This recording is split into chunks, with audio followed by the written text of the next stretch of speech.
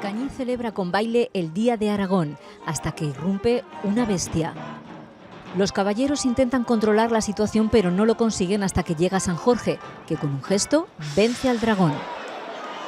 Ser la atención hoy de todo tu pueblo, pues para mí es lo más grande que hay. La verdad que es un día muy grande y espero que salga bien. Se le mata con un ramo en representación de la paz y del bien, ya que el dragón representa el mal.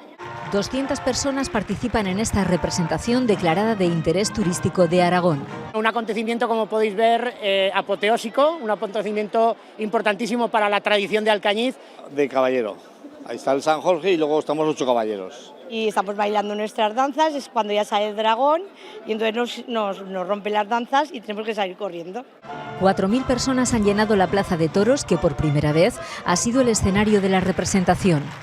Me ha gustado porque por lo menos aquí se ve y se está sentado, que en la Plaza de España tenías que estar de pie mucho rato. La verdad es que la danza primera de esas chicas campesinas ha sido muy bonita. A mí la que derrotan al dragón.